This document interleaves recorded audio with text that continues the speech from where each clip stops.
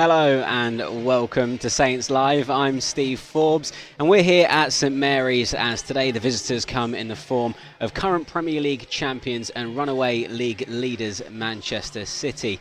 Now joining me for the next half an hour or so to discuss all things pre-game, we do have former Saints captain Dean Hammond and NBC's lead soccer writer Joe Prince-Wright.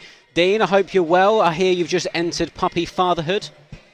I have, Steve. Yeah, that's why I've got to change the location today. So I'm at a different part, in a different room today. A little sleep deprived, but yeah, I'm good. I'm enjoying it. Different challenge, I must admit. Good stuff. And Joe, I hope you've been well. You've probably got the best hair in journalism now. Thanks, mate. I appreciate that. First time back joining you guys, and the compliments are flowing, so let's keep it going. Amazing stuff. Right, so we've got the team news guys coming up in about 15 minutes' time. Tino Livramento and Will Smallbone are both still out injured. Alex McCarthy, he remains out as well. But Moy Elyounoussi and Theo Walcott are back in contention after bouts of COVID. We can see the players making their way in earlier there. So, Joe, we'll come to you first. How do you expect the Saints to line up today? Yeah, it's really interesting to see what they're going to do. I think from a formation perspective, they'll probably go back to that 4-2-2-2 system that Ralph loves to play. It worked well at City earlier on in the season. And I think we may see, obviously, Walker-Peters come back in. That's a big boost. Romeo Ward-Prowse in the heart of midfield. And I think we may see the likes of Adam Armstrong, maybe Stuart Armstrong play a key role going forward. And I think what's going to be key today is players who can hold on to the ball and keep it. Elyounoussi, Armstrong, Redmond, to take some of the pressure off Saints when they do win the ball back. As Ralph's been saying all week, you need to be brave when you have the ball, try and press Man City high and keep it for as long as you can and keep them away from your goal as long as you can. I know that's the basics of football, but against Manchester City, you really have to do it well, and otherwise it's just going to be wave after wave of Man City attacks. So yeah, I really think that's going to be the formation. And I'd like to see some players included who can press high and keep the tempo high, but then also keep hold of the ball when they do have it as well. Yeah, the last two games we've seen a change of shape for Southampton, but it has been the same starting lineup both times. So, Dean, how do you think Ralph will approach this one in terms of selection? Well, I agree with Joe. I think Ralph will go back to the more familiar formation after a few changes of late, going back to the 4-2-2-2. I think that, like Joe said, worked brilliantly earlier in the season. Away at Man City, they would put an excellent performance in with and without the ball. I could see some personnel changes as well. I could see Adam Armstrong coming back in because in the previous game against Man City, he set the press so well. You know, with his pace, with his energy, with his willingness to close people down, really caused Man City problems. I think Stuart Armstrong potentially can come back in. Similar reasons that Joe mentioned there, a player that can hold on to the ball, that can have more than one or two touches, dribble the ball and create opportunities. So I think that could be another change. And Kyle Walker-Peters coming back in. I think that the fullbacks today for Southampton will be really, really important in possession of the ball to try and cause Man City some problems.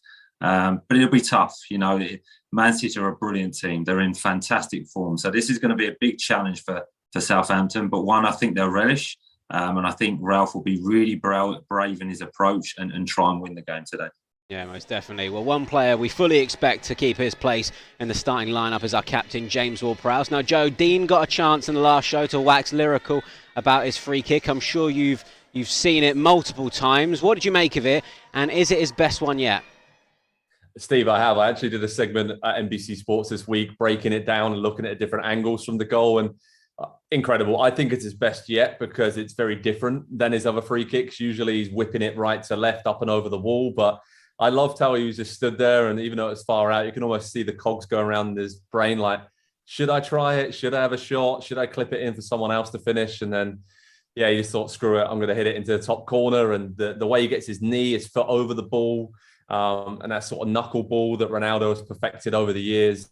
For me, that's his best free kick, and it's unexpected as well. We haven't really seen anything like this from Ward-Prowse in the past. As I said, his textbook finish is to curl it up and over the wall. So I think it's his best, and it's certainly got a lot of good competitors up there. He's had a lot of great free kick goals over the years.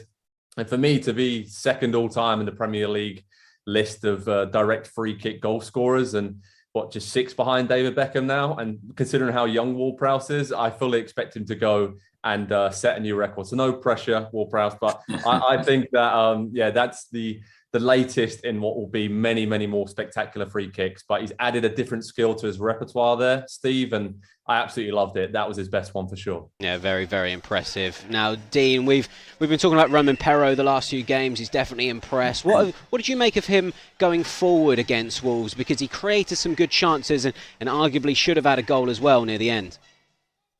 Well, he's definitely impressed, Steve. I think it was his best performance for the club. I think he's improving all the time. It's probably taken him a little bit of time to settle, to get up to speed and form. It's been a little bit inconsistent in terms of being in and out of the team, and that can affect a player. But he was excellent. I think the difference is his willingness and his confidence to put a cross in a box, to put a cross in the move. And, at this moment when his confidence is really high, cuts back inside on his right foot and takes the responsibility of taking a shot on them. I thought he was very, very effective. Defensively, he's been good. He's nice and aggressive. He's really, really fit. He's willing to support his winger and making those forward runs. But I think the difference was the confidence when he got on the ball. He wanted to make something happen. Like I said, he took that responsibility to be creative. And that chance at the end, would have been fantastic for him. And I think, again, that's another example of him really understanding the position of what Ralph wants him. The fullback's getting in the box, and he's quite central in the box as well. It's a really, really good header. He times it perfectly.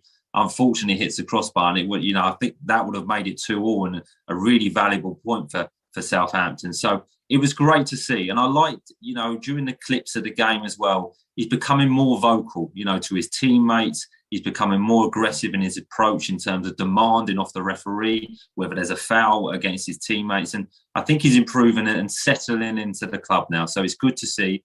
And I think there's more to come for him. But it was an impressive performance attacking-wise from him last weekend. Yeah, we're going to switch the topic now to coronavirus in the Premier League, because this week saw another postponement of a game due to COVID-19. Now, league officials are going to meet next week to discuss changing the criteria on how to get a game postponed or cancelled. And here's what Ralph had to say in his press conference on Thursday about that. Ralph, just finally from me, after this round of matches, the Premier League are reconsidering their rules on postponements, and you've had quite a lot to say about this. First, good that they look again over the rules. It's very important. I think everybody sees that the situation was not ideal for the league. In the end, we all have to be clear that we have only a certain amount of fixture dates where we can play these games, and they're getting less and less. And so we need to play every game that is possible. And I think the easiest way would be if the COVID situation is gone, but we don't know if this happens and how it is in the future. But it looks good now that we are running through the Omicron variant and finding back to a normality. This would be great for the league, definitely. We are still ahead of other leagues in Europe when I see German football without supporters in the ground. So we are in a very, very privileged situation, I must say, and hopefully it stays like this. And then in the end, hopefully we play every game now what is coming up, because this is important also for the fans and for the clubs. There's Ralph there talking about the impact of COVID-19 on the Premier League. Joe, what do you make of the position that the league finds itself in, and what kind of changes are you maybe expecting them to make next week? Well, it's obviously, Steve, a very difficult position. I think there's no perfect way to deal with this. It's such a fluid situation for all 20 clubs. I think there's been the added complications of the African Cup of Nations starting up this month. So some teams have been impacted by that more than others and losing a lot of other squad members. So hence we've seen with Arsenal and Leicester and other teams that have been losing a lot of key players to that competition. So I think what I'd expect to see from this meeting is maybe just a little tweaking of the wording of the rules, and maybe a change in the number of players that have to be fit and available, and just a bit more clarity, I think, on the situation about under 23 players and younger players. And if you have those available, then you can use them in your squad. So I think some teams, Southampton included, have been punished a little bit for having bigger squads and giving younger players a chance and maybe being a bit weakened, where other teams have obviously seen that not there's a loophole, but there was a situation for them to get the game postponed to a later date where they had more players available. And in certain situations, that is the right call. But in others, I think the lines have been blurred a little bit between when it has been necessary and when it hasn't been necessary. So, it's impacted all 20 clubs very differently. But this meeting next week with the Premier League, I think will give more clarity, and we'll see more rules come in, I think, around players who've been signed in January, maybe not being able to play in the rearranged fixtures, which I know is something Ralph has really been pushing for, considering some of the games that Saints have had called off as well. Yeah, Dean, this is a topic that we've discussed on a couple of shows previously about clubs maybe not utilising their entire squads or their under-23s in games. Now, Burnley have had quite a fair few games called off. They're bottom of the league and they've got 6 games in hand, which is really an unprecedented number of matches. Do you think that's going to be a difficult situation for them, or will they find that as a bonus going forward? Oh, it depends on the approach of the players, and it depends on the mentality of the players. I know what Sean Dyche's mentality will be. One positive they've got is that the teams around them are not really pulling away, so the gap is not huge. If you're looking at Burnley, the problem with Burnley this season, they've only won 1 game, so it's really difficult. I think they've only scored 16 or 17 goals this season, so that's where the problem lies for them. But where the issue could be, you come later in the season, the rescheduled fixtures, the players are going to have less time to recover. There's going to be less time to prepare as a team.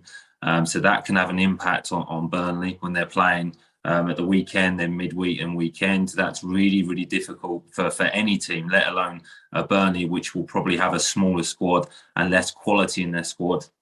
And also another issue is the teams that potentially they were going to play before the January window, when they do play them, could potentially be stronger because they've strengthened in January. So they could be playing against teams that are in better form, have more selection and better players. So it's really harsh on them, but it is this unique season. It really is. There's so much that has happened. So many things that are different. But one thing that Burnley have got is that they've been in situations like this before. Sean Dyche is a really, really good manager and a really good leader of the group. And I'm sure that he'll be planning for this, and I'm sure he's got a plan for it. And if anyone can get them out of it, I think Sean Dyche can, because he's an exceptional manager. But you look at Burnley now, they've just lost Chris Wood, one of their top goal scorers for the last 3 or 4 seasons. So again, it's difficult for them. I wouldn't want it. Personally, if I was a player, I'd want the points on the board. You don't want to be chasing teams, because if you do lose that fixture in game in hand, suddenly it becomes 5. You lose another game, it becomes 4, and it becomes very, very difficult. Yeah, well, we're going to move to a slightly lighter note now and take a moment to wish Shane Long a happy 35th birthday. He's been a Saint for 7.5 years now. Joe, how do you assess his time at the club and his position at Southampton right now too?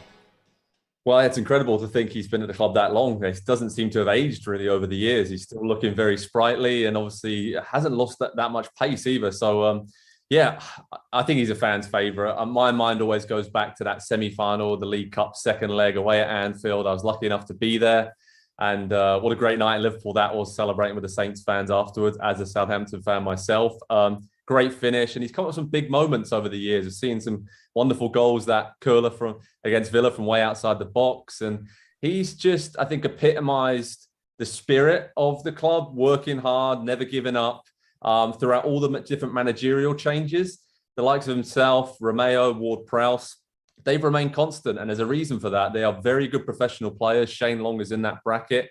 He's had a great career after coming through at Reading. I'm just seeing that goal against Liverpool again. That always brings a smile to my face, remembering that. And he always, I think, sets the tone for the club, I think, from a playing perspective. So it's great to see him score recently, have a few more minutes. And at the moment, he's kind of in that leadership role where the likes of Brozier and the other young players coming forward, he's given them all of his experience he's picked up over the years.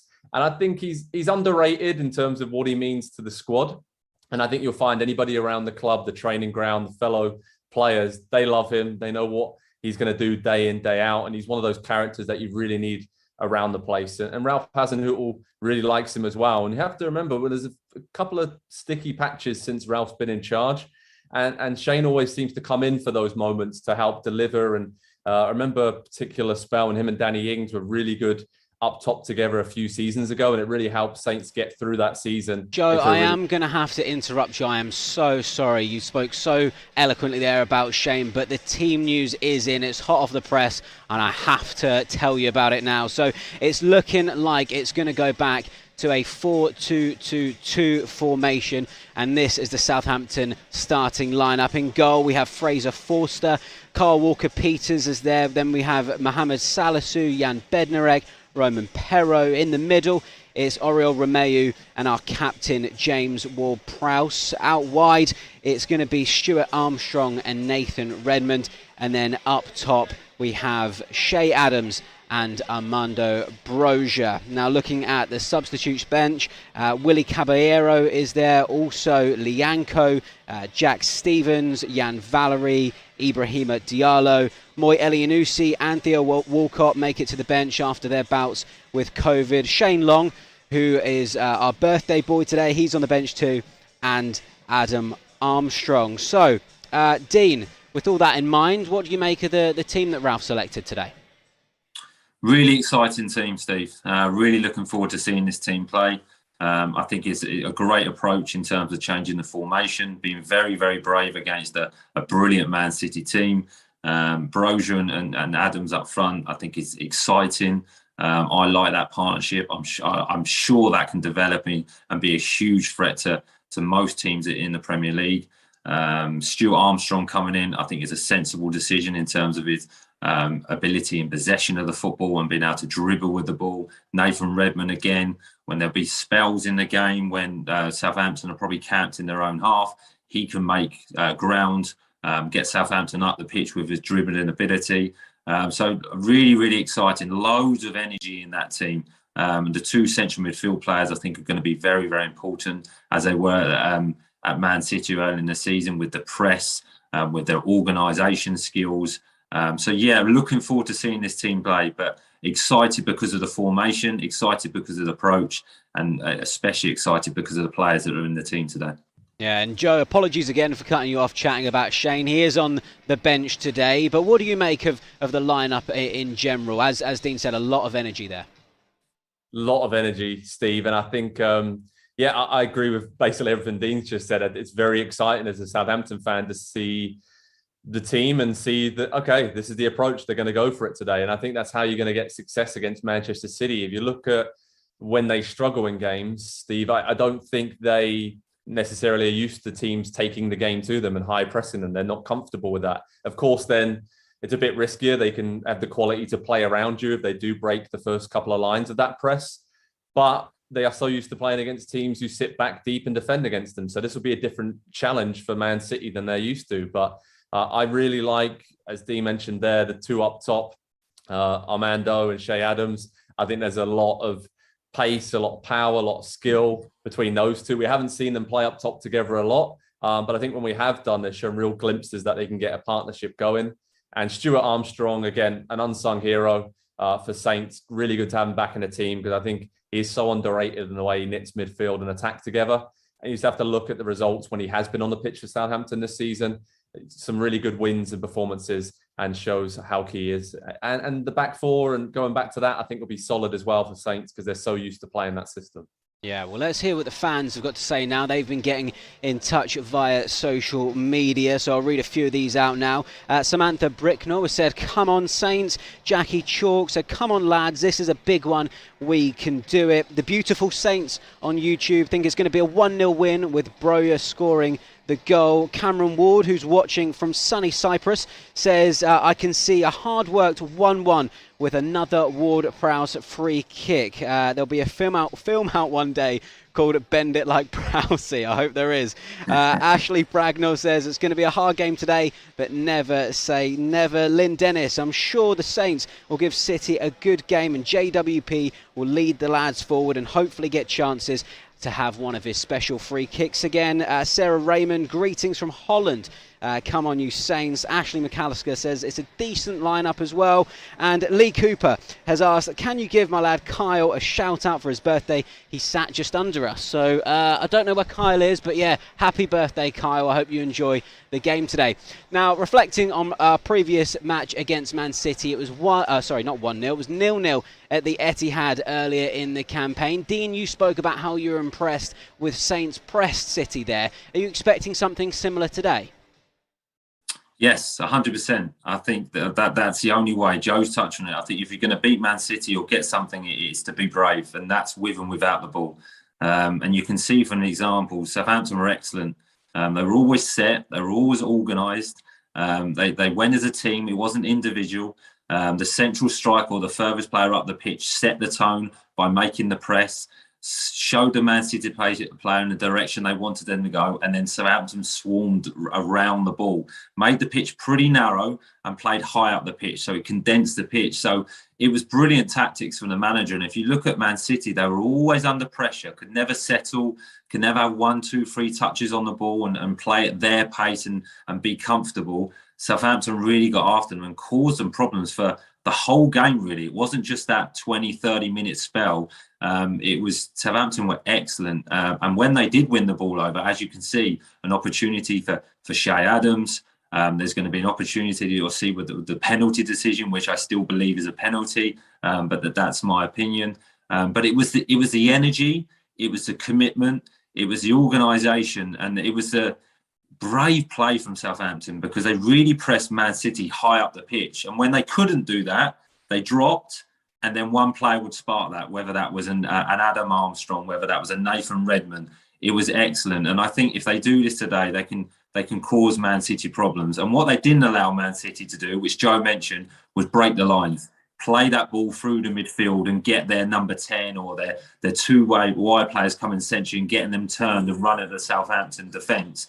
The midfield players didn't allow that. If James Ward-Prowse went to the ball or Romain was behind him, backing him up and winning the next ball, it was brilliant. It really, really was. And if Southampton can play like that today without the ball and be creative with the ball, they're going to give themselves a really good chance.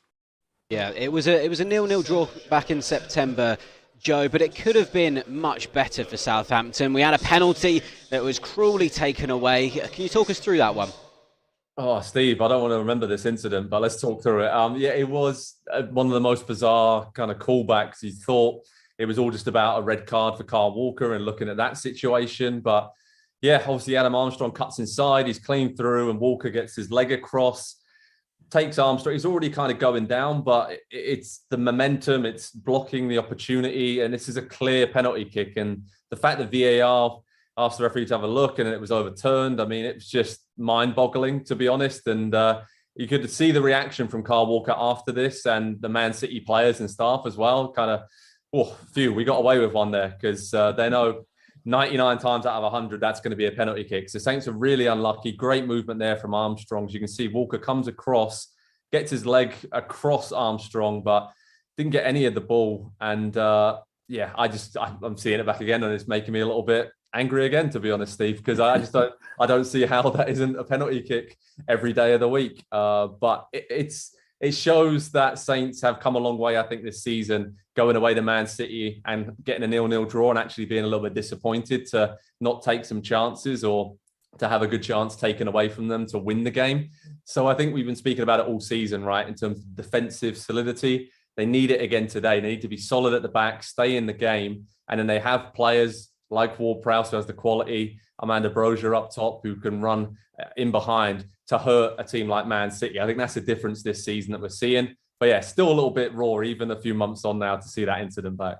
Yeah, I'm baffled as well, watching that back a few times. I don't know if I'm quite as angry as you are, Joe. Maybe a strongly worded letter to the Premier League is needed. Now, Mohammed Salisu, he was dropped to the bench for that particular game. But Dean, we're going to talk about his stats for this season, because they're particularly impressive. Out of all the defenders that have played more than 500 minutes in the Premier League, Salisu is the first for tackles, he's the first for dribblers tackled, the fourth for aerial battles won, and the first for interceptions. That's actually across all positions, by the way, not just defenders. So yeah, the first for interceptions out of all players. So Dean, how good a season is he having?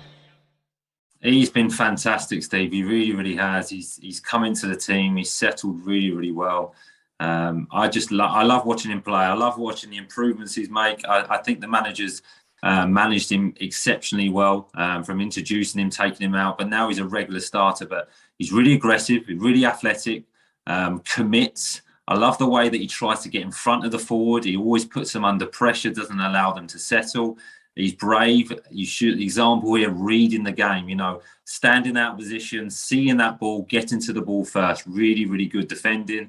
And in possession, I think he's getting better. He's feeling more and more comfortable. He has that balance that, being left-footed, I think that really helps the team. The confidence is growing in terms of him trying to hit diagonal passes, running out of the ball. I think he's been exceptional. He really, really has. And I think he's getting better and better. And again, a bit like I mentioned with Perraud, his communication skills looks like they're improving.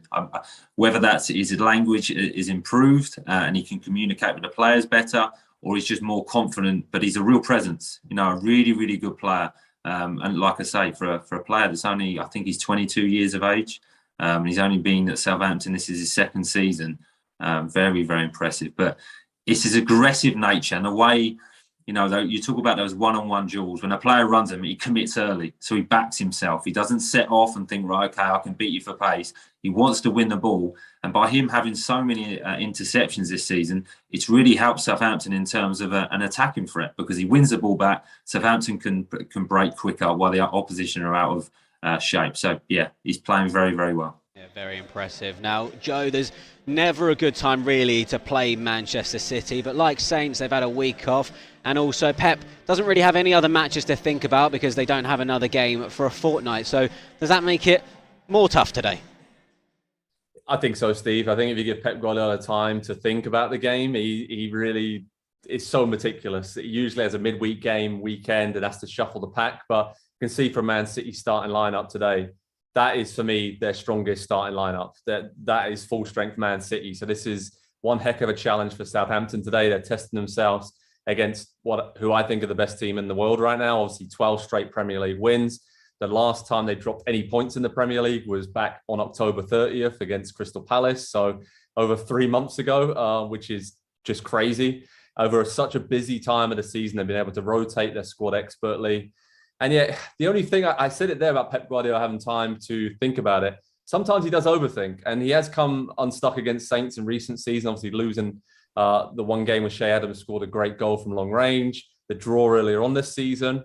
And Saints have caused them problems with that high press. So maybe Pep will have something up his sleeve today. But I think the main problem is Kevin De Bruyne, best player in the world, right up there for me. And we saw against Chelsea last weekend, the little half spaces he picked up in behind N'Golo Kante, one of the best holding midfielders in the world, if not the best. And he just, for the goal there, he managed to turn him, pick up pockets of spaces where players just don't want to go into and use his quality. And then with Grealish, Foden, Raheem Sterling starting again today, you got those four rotating and Bernardo Silva. So, yeah, I'm as a Southampton fan, I'm trying to stay optimistic. I think this is a free hit for Saints. I think you look at the next few games coming up, and it's like, okay, any kind of points you can get from that, that's a bonus. We'll take it. But I think this is a good marker to see how much this young team has improved and developed this season. And they can play with no fear. Like Dean's mentioned, like I've mentioned, Saints have to be brave today. And there is no shame if they are brave, press Man City high and get undone a couple of times on the break. That's the quality they have. But Saints have to be brave and take the game to Man City. That's the only way they're going to get something today. Yeah, well, you mentioned the next few games coming up, Joe. Well, the next 3 games, including today, with Man City being at home, we have Tottenham away and then Manchester United away. So 3 really tough fixtures, Dean, but we did draw all 3 of the reverse fixtures earlier in the season. So would another 3 points from those 3 games be a good return? Definitely, Steve. I think whether that's 3 draws against the 3 teams or whether that's, 1 win out of that 3, I think the 3 points could be, good for Southampton. I think the 3 fixtures are difficult. Tottenham are vastly improved, but again, are not an outstanding team. They're very effective at the moment. Manchester United, you just never know what you're going to get. They could be fantastic or They're in that development stage where they're trying to implement what they want to bring to the future. So sometimes it's not quite as fluent as you expect. And obviously Man City today, I agree with Joe, the best team in Europe, if not the world at the moment. So it's a test for Southampton. But I think these younger players in the Southampton team thrive on this. They love these sort of challenges and they raise their game. So I can see Southampton picking up some valuable points in these next 3 fixtures. And then afterwards, the next 6, I was just writing it down, is Everton, Norwich, Villa, Watford, Burnley and Leeds. I think that's a real important stage of the season for Southampton. So any points they get from the next 3 fixtures are almost a bonus, building up to those really key fixtures. But I'm looking forward to Southampton playing tonight and then starting that 3-game fixture you mentioned. Yeah, well, let's have a look back at what the fans are saying before we get your final thoughts and your score predictions, gentlemen. So we have Colm Dawson, who said, "Come on you Saints." He's thinking it's going to be a 1-0 home win. Norma Scott says, "Come on you Saints" as well. David Watt says it's going to be a tough game today, but a solid draw would be a brilliant result. Stephen Townsend says it's going to be the toughest game of the season for Southampton, but will fight for every ball, and he thinks they're going to win the game. And Nick Malika says he feels this is our best starting 11 for Southampton, but a draw would be really valuable. So, gentlemen, let's get your final thoughts and score predictions. So, Dean, what are we saying for today? Well, tough challenge. I think when you play Man City, you have to be brave, but I think you've got to be fortunate as well. You've got to have a little bit of luck, whether that's Southampton, whether that's Man City being a little bit below form, or if, Fraser Forster having an exceptional game and making some brilliant saves. But I'm pretty optimistic about this. I think the crowd will have an important role to play to create that atmosphere. And Southampton will start bright, start on the front foot, press Man City. And I'm going to go for a 1-1 draw today. Okay, 1-1. Well, Joe, it's only Dean and Adam that are on the Saints Live scoreboard at the moment for predicting a correct score. So I'm really rooting for you today. What are you going to say? Steve, I was going to go 1-0 as well, but I cannot do that now after the build-up. So I'm going to go out there for an upset. I'm feeling positive. I'm going to go 2-1 to Southampton. I don't know, something about today just makes me feel that this is a good time to play Man City. The team have had a full week to rest. Very unlucky against Wolves last week. I feel like they're in a good spot. So I'm going to go 2-1 to Saints in a massive, massive upset. Well, I'm fully on your side there, Joe. I hope it's 2-1 as well. Well, gentlemen, thank you both for joining me again. I'll speak to you later on after the game. So Man City will be hoping to extend their lead at the top of the table, but Southampton will be looking to continue their good home form. Join us all after the game on the final whistle. We'll have all the key talking points from the match. Enjoy the game, and we'll see you then.